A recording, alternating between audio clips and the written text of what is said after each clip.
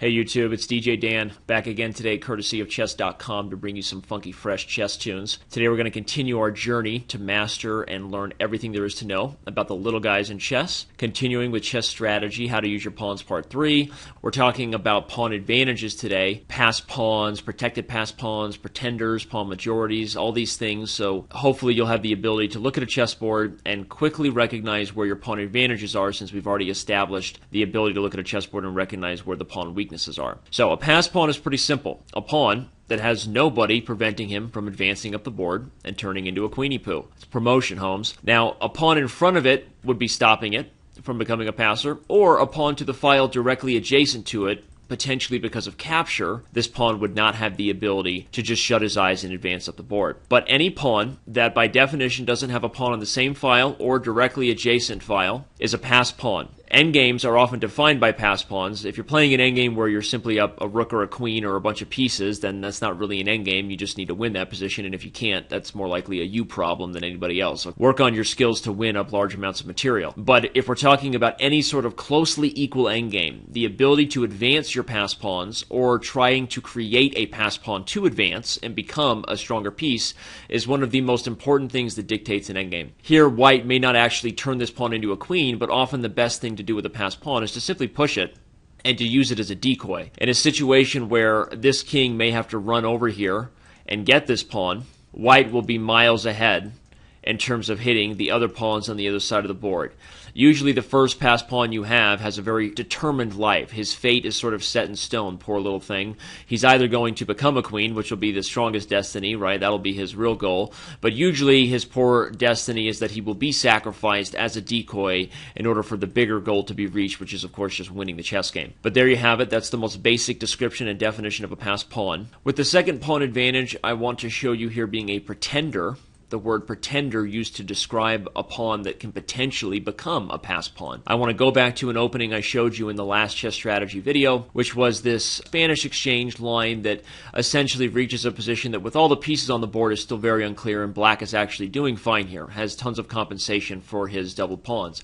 But once again, if we take all the pieces off the board, we see a position where we have a pretender. A pretender, by definition, is a pawn that has nobody on the file directly in front of it. So you remember in my description of a passed pawn, I said a passed pawn is one that has nobody on the file on it or the adjacent file, right? Well, in this case, a pawn that has a helper, aka a majority, 4 versus 3. By definition, white has pawns to help this guy become a real boy, right? He's like a Pinocchio pawn. Potentially, he can advance up the board, exchange himself with the help of this guy, these two pawns working together, and probably the king getting involved at some point, exchange himself for the f-pawn and become a real passed pawn. A pretender is, by definition, a really important thing to recognize, because he has the potential to become a passed pawn, which we said, outside of having a material advantage, is one of the most important advantages you can achieve in an endgame to win a chess game. So recognizing your pawn majorities, which is a 4 on 3, a 3 on 2, a 2 on 1, or of course, and not really a majority, a 1 on none. So anytime you have a pawn majority in a position, usually there is a pretender there that has the potential to, like I said, Pinocchio that thing up, talk to his fairy godmother, and become a real boy, a real passed pawn. Never miss your opportunities to create passed pawns.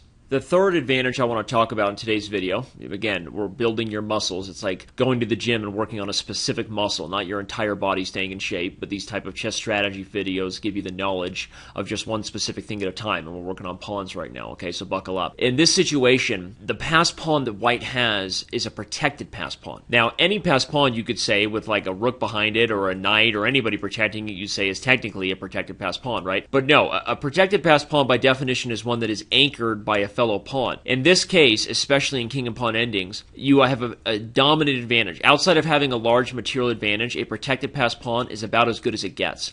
Because to prove the point, we could stick white's king over in Chinatown, and black still is completely lost in this position. It's not even close. Why? He's unable ever to get the pawn here. If he ever tries to release the anchor, he'll by definition not be able to catch this pawn. If the pawn moves too far, we push, and he can't get back in time. But he also can't leave the pawn, because if he gets too far, we'll also get a queen just the old-fashioned way.